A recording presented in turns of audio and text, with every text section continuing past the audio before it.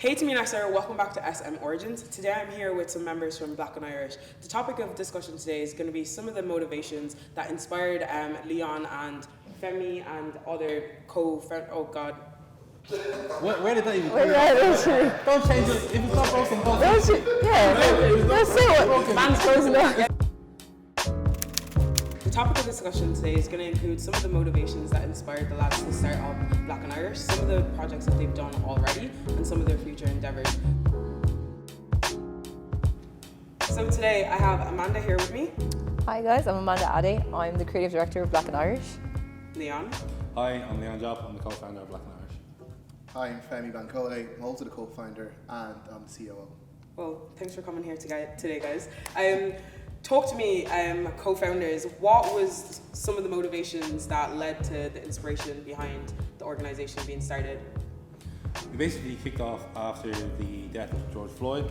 We saw a massive movement kicking off around the world against anti-black racism. It was very focused on the United States though, and what we wanted to do was bring a discussion around what it was like for black and mixed race people in Ireland. So we originally started as an Instagram account. I got in touch with Femi and another co-founder and basically said, lads, this is something that we can do. They were definitely on board with it, and that's how we started. From obviously being an onlooker and participant of the Instagram page, it seems like a lot of the converse around it was people trying to kind of solidify what being black and Irish meant and almost kind of explaining it to certain people, but in a sense kind of imagining it for themselves in a way where a lot of people didn't seem to have ever talked about that topic before. What was the different kind of topics that came in with identity around people in Ireland that were black and Irish? Yeah, I think for us at the very start, first of all, the black and Irish identity is something that's still like very, very new and still being discovered. For sure. Even myself as a black and Irish man, I'm still exploring and trying to figure out that what that is. The discourse in the first place was for us was that, where did we fit? Growing up in Ireland, we felt that we didn't really fit in with the Irish people or general population in Ireland. And then also maybe within our own circles, or if you go back to Nigeria, they're like, oh yeah, you're one of those Europeans. So it's who am I? Where do I fit? And I think over the last couple of years, we've started to maybe put some structure around that. And maybe, within ourselves anyways, in our community, starting to feel more comfortable and pride in what our current identity is. Yeah, absolutely. Cool. As somebody who's not a co-founder, Amanda, but somebody who's kind of been around there from the beginning or very early on days, what was something that led you to want to be part of the team, or how did you come about being part of the team? So obviously the lads had to drag me and force me to be part of the team, kicking and screaming. Similar to what Femi was saying, I think at that time a lot of people within the community were kind of already speaking about things that had affected us throughout growing up, and I think for that time period in particular, there were just a lot of experiences I think that were validated, and for one sense where we got to a place where it's we could finally put words on some of the experiences we had. We could finally say that's what that was, or this is what this was, and I think that sense of commonality, and then even just from speaking to the lads, because my first interaction with them was on the Instagram lives, just a random interview, and then I came on the team then shortly after that. But it was just I think a similar vision for what we wanted, for the Black Irish community, a similar vision in terms of what we wanted to come out of that. It's one thing to get out and protest, but it's another thing to actually beyond just posting a black square on Instagram, beyond just making the noise, actually then doing the behind the scenes kind of work. And I think that's kind of what drew me towards wanting to be part of a team, because there's no point trying to do that on your own when there's a team of people that are headed towards the same direction. Of course. Personally, I'm really interested in wanting to know kind of the behind the scenes and other things that you've put in place. But firstly, before we go any further, do you mind just sharing with us what the mission statement and Amanda expressed about the vision of Black and Irish, just for anybody who's kind of first time onlooker or not fully understanding what the organization's about? Yeah, it's definitely evolved over time. When we started as an Instagram account, what we initially wanted to do was just share stories and highlight the struggles of black and mixed race people, but also celebrate their successes. We found out as we shared more and more stories that it wasn't enough just to platform the stories, that we actually should be working on these issues that are arising again and again. And we ended up evolving into an organisation from that. So the vision of Black and Irish is to improve the quality of life for Black and mixed race people in Ireland. That's it. So anything that we do will always stem back to that. From that, we decided there was a couple of areas that we wanted to work in to achieve that vision. And those 6 areas were education, business, politics, community, media and entertainment. So in each of those 6 areas we decided we want to build projects, make strategic partnerships, and also run kind of key initiatives in order to build Black representation in Ireland, in order to essentially just improve the quality of life for Black and mixed race people in Ireland. Change our education system to make it more inclusive, make sure that businesses are not having such a massive discrepancy in terms of who they're hiring, and making sure that politics is reflective of our society as well. Yeah. So that's our vision. It's to improve the quality of life for Black and mixed race people.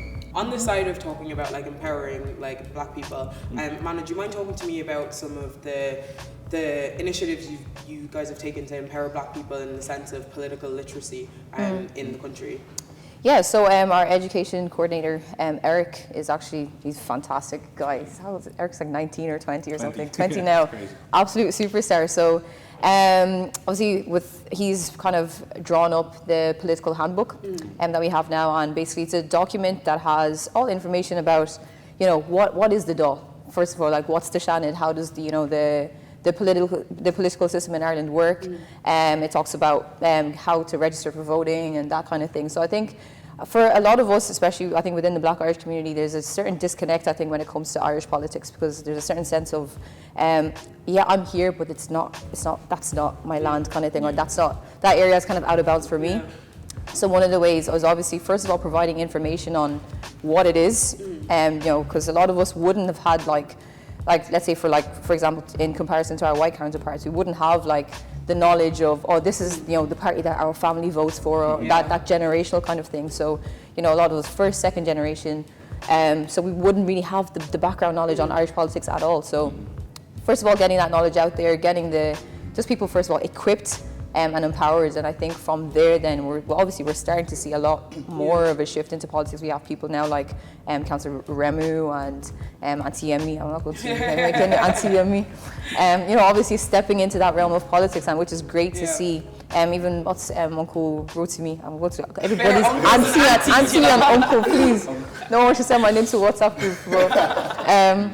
Well, yeah, just seeing people like that. Obviously, they're obviously older than us, but I think we're as time is going on and as more information is being passed along, and as the younger Black Irish community is being equipped, educated, and empowered, we're going to be stepping into those spaces. I think with a lot more authority and with a lot more knowledge, and hopefully then we'll start to see a shift then and a reflection of that. And go on. And I just want to say, you can't underestimate how important it is for us as a community to engage with Irish politics. Great, we have organisations like us, but the best way to have an effect is using our votes. So first we need to educate. Is it though? Of course. Why? In the sense of voting, right? Like I hear what you're saying, where we feel like, on a sense, like we feel a bit disconnected, where this is our land, but it's not. Do you get me? But at the same time, do you feel that topics pertaining to the Black and Irish or non-white Irish community is a point of discussion or importance in the likes of the Dáil? So let me put it this way, right? If you have a politician, let's say in a very, very Black predominated area, let's say in Tala, for example, right? You had a politician in Tala, and they realised that there's a lot of votes within the Black community for them to take seriously. I can tell you now, they'll be in the Dáil advocate for Black issues. And because we're not engaging, it's like, most people aren't even registered to vote or aren't voting. It's like, talk to me about how does one register to vote? Because I'm not going to say me, but certain people might not be registered to vote. Thanks for the handbook, but I haven't gotten a chance to read it. I'm trying to say, no, absolutely. How would one go about that? So you need to download an RFA2 form and fill out an RFA form. Fill it out and bring it to your local council, and that will get you on the register of electors. So you'd be able to vote then, depending on what you're entitled to vote on. So certain people are only allowed to vote on certain things, depending on residency rights and stuff like that. But most people will be able to vote across the the spectrum. I think it's also important to note that the disconnect between, I think, the black community and politicians especially, I think was driven by politicians. This is back in 2004 when we started to see, a bit more mass immigration, and there was a really nasty referendum in Ireland that was ran on racist misinformation around birthright citizenship. And I took that. So that was a referendum that basically took away citizenship rights for people born in Ireland if their parents weren't born in Ireland. So you could have someone in America whose grandmother was Irish, and they could come to Ireland and get a passport, but someone who was actually born here and went through, the education system and lived in Ireland all their life wasn't getting citizenship rights. And there was a massive campaign that referendum was run during an election as well, which led to a lot of people taking a very racist stance and saying, okay, well, I'm going to advocate against birthright citizenship because it's going to get me elected. I think the situation has changed. Actually, the then, I don't know if he was Minister for Health at the time, but he's now our Taoiseach, Micheál Martin, went on radio and said that the reason why he would be voting against birthright citizenship is because there's a number of African women coming to Ireland just to have kids. This is now head of our government. So these are things that we need to roll back.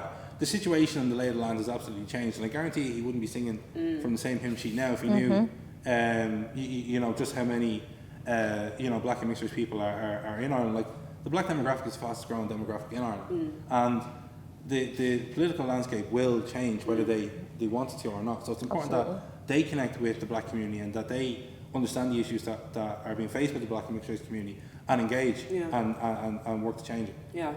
Aside from politics, but something that kind of came up there is more the perception of the, I don't even know, Indigenous Irish people to other black people. So not even people who are coming to Ireland, but just black people in general.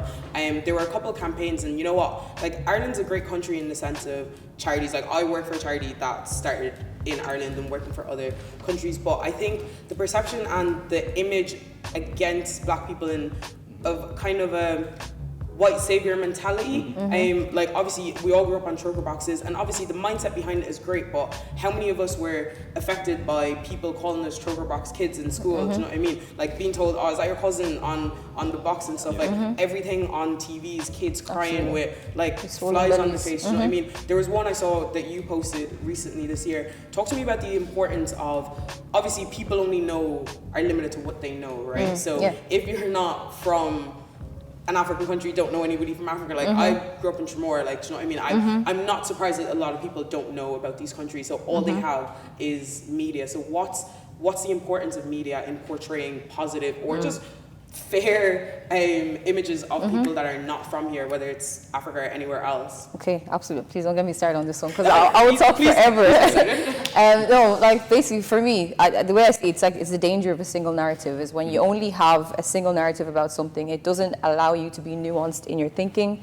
It doesn't allow you to be I think it doesn't allow for cohesive thinking. You kind of need to have a broad scope or a broad view of things in order to fully, I think, understand a people or a situation. So with what has happened in Ireland, for me personally as well, I've been called choker baby by grown people.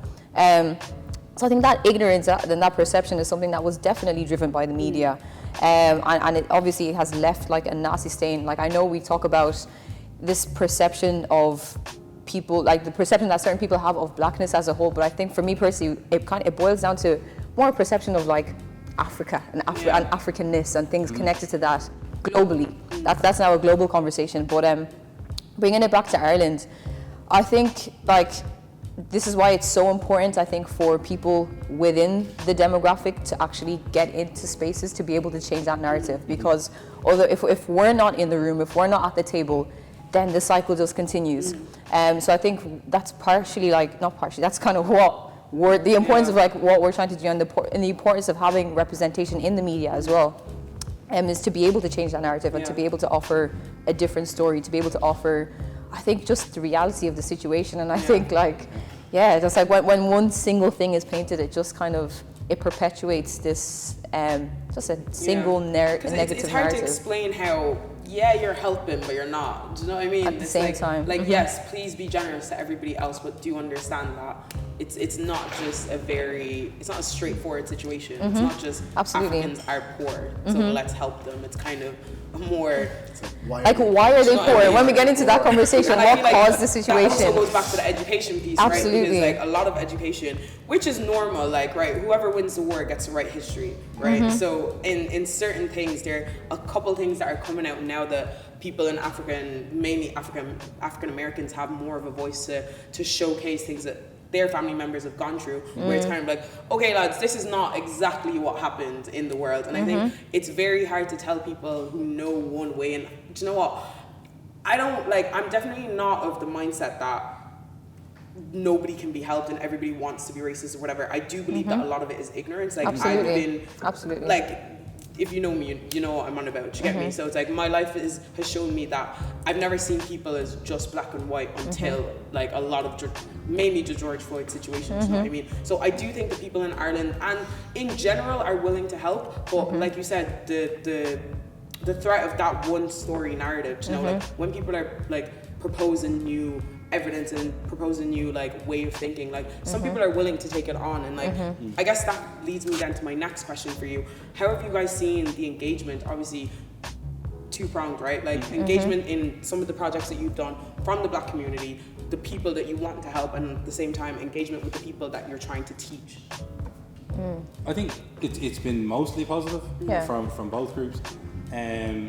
Especially like I might start with you know, the black community. Naturally, people can be a little bit skeptical if they feel like someone is trying to represent them. Where like the black community is not a monolith. Like not everyone has the same views or the same approaches to things. So I can understand that some people might be a little bit like, what exactly are you doing? Is this going to benefit me or not? Like what are you working on? But I feel like the majority of black people's stories that we've shared, and you know, the majority of, you know, black and mixed race people that I've spoken to have had a very kind of positive reaction towards Black and Irish. From sharing their story, they were able to see that, you know, there was many people like them in Ireland who were going through similar struggles or similar thought process and different things like that. You know, they're happy to see that there is someone trying to, or an organisation trying to work on the things that they see as issues. So I do think that the reaction is mostly been positive. From the white community, I'd say it's like 85 to 15% positive against negative.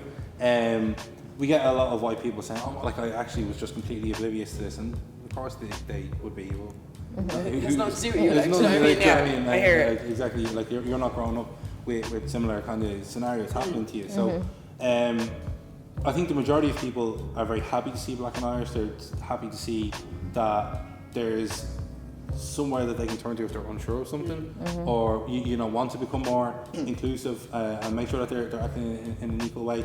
Again, there's going to be some people who will challenge the idea that you can be Black and Irish. They'll challenge the identity. They'll Every single time. yeah, absolutely. But I feel like that goes back to a very deeper mindset type of thing. Yeah, absolutely. Like much deeper. And I could go into that for hours. But I think the reality of it is, if you look at the history of Ireland and how there's been constant attacks on Irish Irishness. culture, Irish heritage, everything that it is to be Irish, they can adopt a very defensive kind of mindset about their culture and say, whereas if you look at the US and the UK, they're very offensive about their culture. They think their culture is better than everyone else. Yeah. So they're like, oh, you should be like us. Yeah. You should do what we do. Whereas I think the Irish mindset can sometimes To revolve protect- around, don't dilute our culture. Our culture is sacred to us. Like, don't like change it in any way. Whereas if you open up your doors and allow people to come in and take part in your culture, it actually grows it. It exponentially grows it.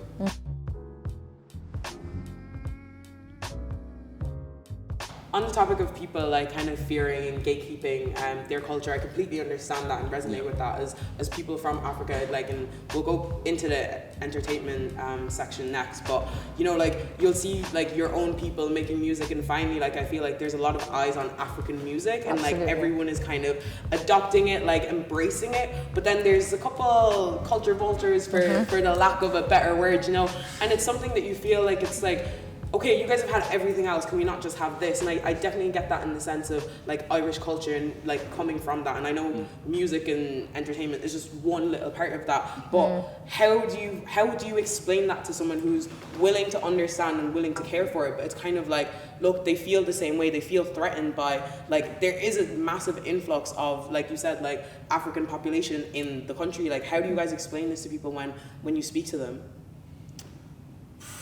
You want to take it? We don't. No, do you know what? There's like I always kind of just go like based off like what I'm feeling, because like it's very difficult, right? Because it's like here's someone who's like appreciating the culture, right? And then there's my son's like that's taking advantage of the culture, and myself and Amanda's views might differ on that. They're like, oh, I'm comfortable with like, you know, I don't know, Chris Brown jumping on the Mona Lisa song. Do you know what I mean? But it's like, oh, I don't know, like I'm finding this one difficult to answer. Anybody else there? Okay, just kind of jumping on that. Like I hear it. I don't know, for me personally, I think the way I kind of try to break things down, especially on like a personal level, is bring it down to similarities. Like, so for example, if I'm taking my Irishness and my Africanness, what are the common grounds in that? So for me, it comes down to values in family. That's a huge thing in Africa, and I feel like that's a huge thing then also with Irish culture. I'll get to answer the second part of the question in a second, but it was more what you were on. Yeah, okay, Chris Brown and Mona Lisa. Okay, I hear. Yeah. So like, so like similarities. So for example, how important family is. Not so much anymore, but previously that kind of like that respect for especially like older people, that kind of thing, you know, like even in Irish culture back in the day, like you wouldn't call an older person by their name, it's oh yeah, Mrs. whatever, or Mr. whatever. There was that certain sense of respect there. Storytelling, music, that kind of thing, it travels and it carries, and I think that is what links people globally, like from one culture to another. So I think when trying to like relate with people on that kind of level, it's okay, what are the similarities here? This is what I see reflected in African culture. I also see this in African culture, and I think being able to make that link then and realizing that we're not so different. And then on the piece then on like cultural acceptance or versus cultural appropriation, could we call it that? I hear it as well, because with any kind of culture, like as people migrate around the world, they travel. It's not only happening in Ireland, if that makes sense. Like the world is becoming very, very small, especially now with social media and stuff. So things that you think are, it's unique to Ireland, like you'll find it somewhere far, far away. Like, for example, I'm half Nigerian, half South African.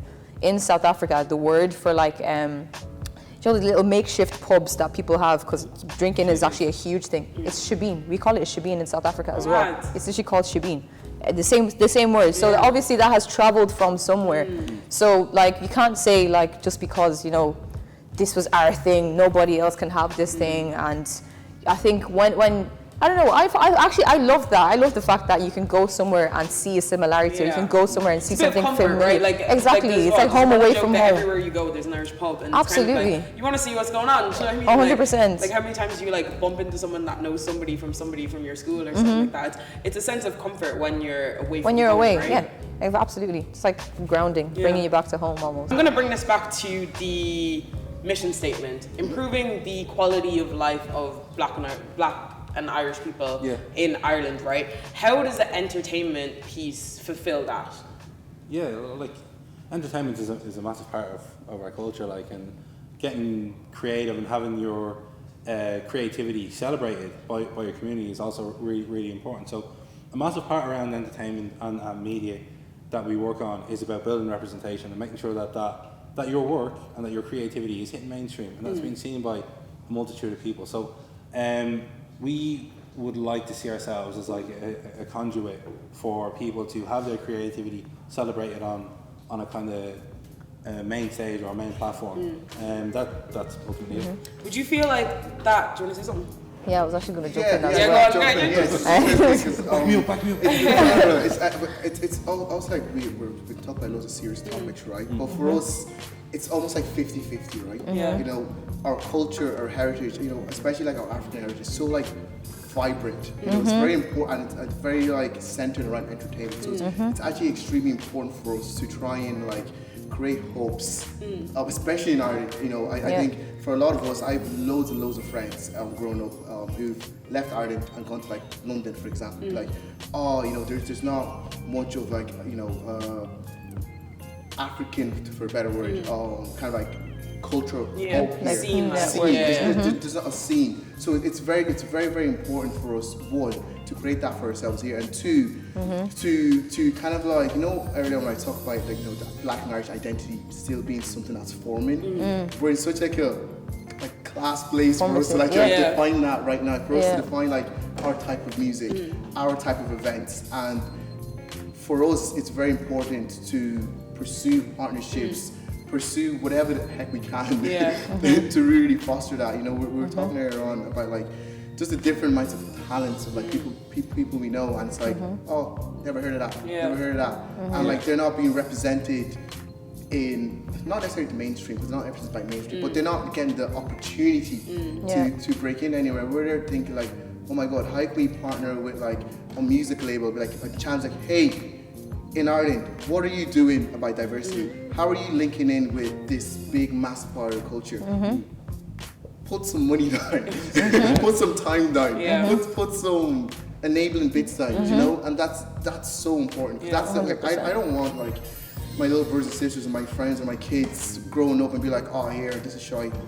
Let me go somewhere else. Like we need to like come together here and like help really foster that. Yeah, absolutely.